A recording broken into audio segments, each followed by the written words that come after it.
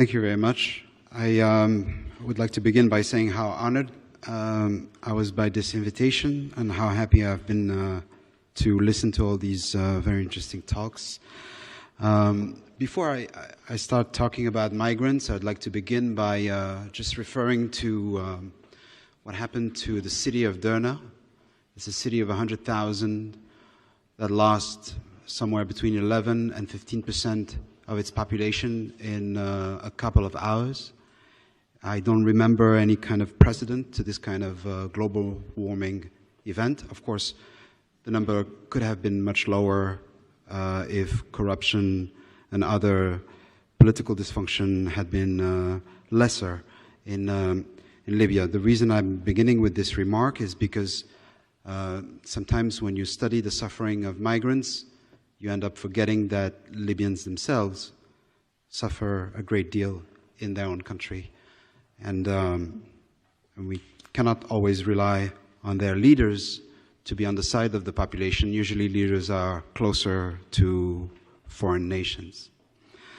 The other remark that I wanted to use as a kind of a preliminary comment is because I studied Libya because I'm Algerian, which is somewhat useful, but I'm also a French citizen. So I flew from Paris, and I'd like to say that I was very pleased with the quality of the analysis that I've been hearing.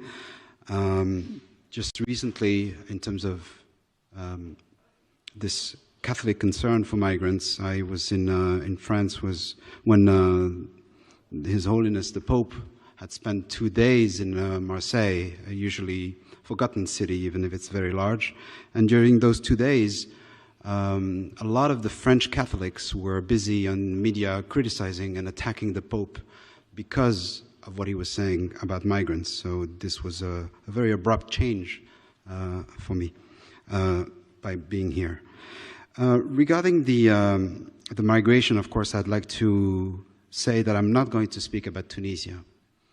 Usually the statistics in terms of irregular arrivals via the Mediterranean into Italy, usually those statistics are dominated by Libya.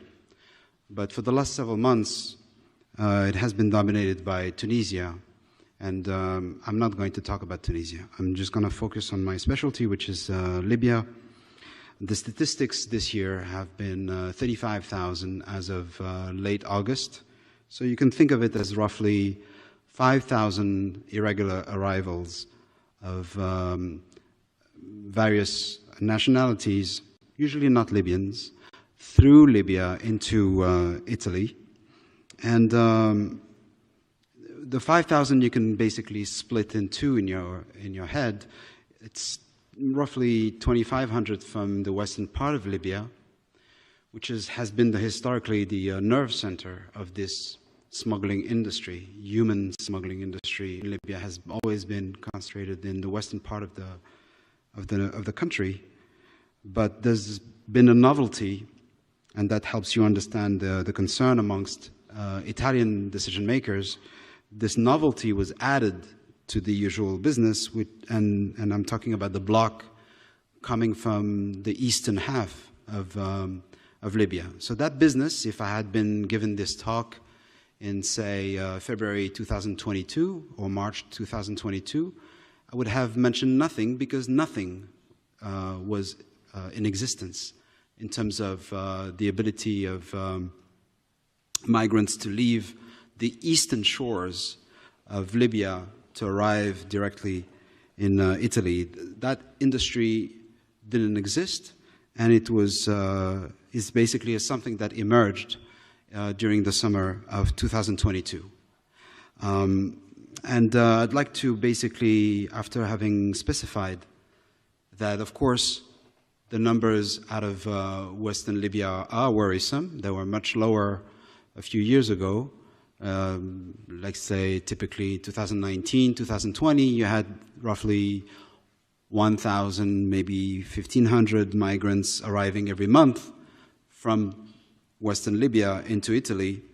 And then things started creeping up with the Ethiopian war, the war between Addis Ababa and the Tigray province in late 2020, so we started seeing the effects in early 2021, and then you had the Sudan war of April, and you have all kinds of other parameters that explain the fact that those statistics have been creeping up.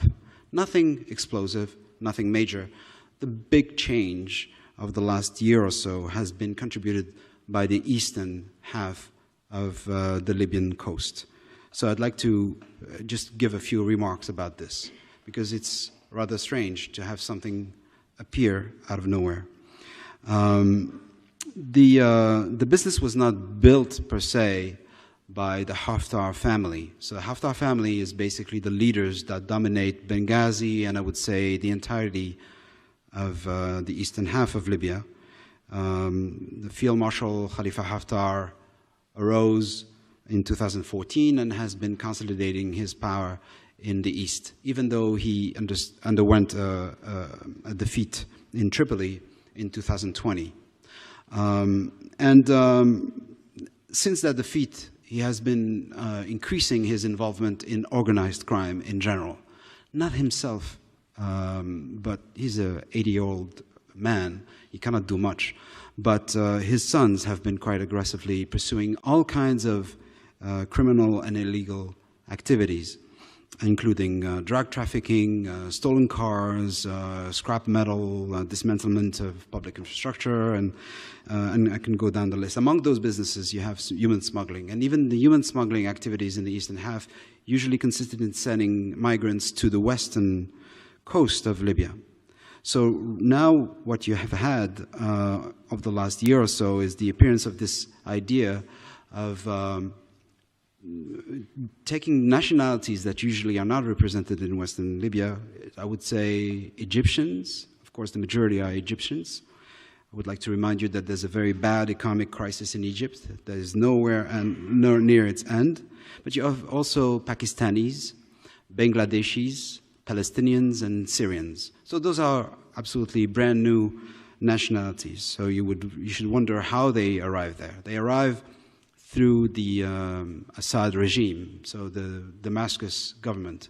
This is an illicit activity that is basically approved and protected by the government of Syria, and you have flights from Dubai of Pakistanis, and they arrive for the purpose of moving to Benghazi. And when they arrive to Benghazi, they are clearly part of a business, and they are actually welcomed for the purpose of this profit-making activity.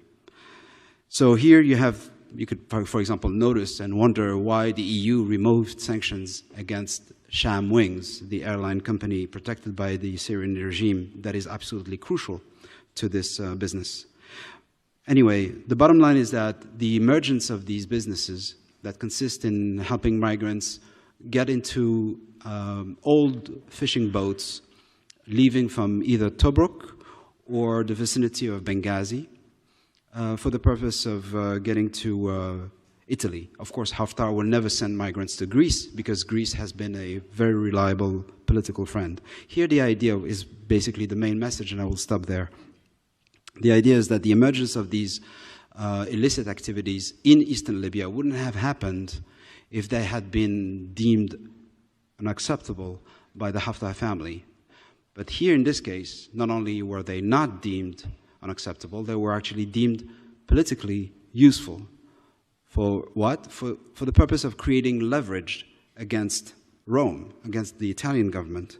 The Italian government has been quite forthcoming, offering all kinds of economic help to the Tripoli government and other actors in Western Libya. And the idea here was to create a problem in order to be able to basically create a fire in order to show that you're the perfect actor to extinguish the fire. So we saw the visit of Field Marshal Haftar in Rome in early May, and by July, the statistics were actually reduced. And you could also watch what the Italian politicians actually said publicly. So here I don't need to speculate. All I have to do is quote very official comments by members of the government. They actually promised to inject capital in the effort of rebuilding Benghazi. So there was basically a promise of some kind of an economic support that the Field Marshal's family would profit from, and other associates, and that's how the reduction in the statistics were obtained.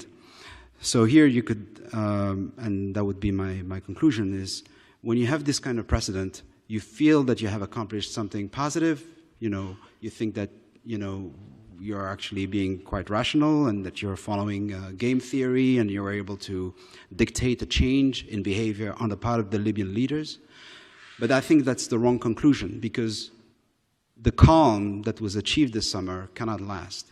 At some stage, the same leaders will feel a need, probably, to recreate that leverage against Rome and basically replicate the thing. And we saw the same thing with Tunisia.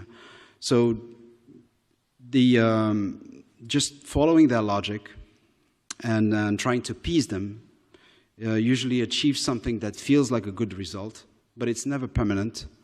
And we should always forget that throughout history, appeasement usually fails. So again, this is not a political judgment. It's just about being rational and just looking at it from a game theory perspective. Maybe one more remark is that you had in the West, so getting back to the West, there was a campaign of drone airstrikes conducted by Tripoli against actors located just 50 kilometers to the west. People accused, correctly by the way, of participating in human smuggling. But the campaign was just for show. It was implemented by the Prime Minister, Dbeibeh, just days before he visited Rome. So he wanted basically to show that he also had leverage. Those airstrikes were dangerous, but they absolutely achieved no change whatsoever in the statistics or the dynamics or the businesses that were supposedly targeted. So I just wanted to offer this analysis of how the Libyans are looking at Europe, and I thought that those were interesting for conversation or discussion or debate. Thank you very much.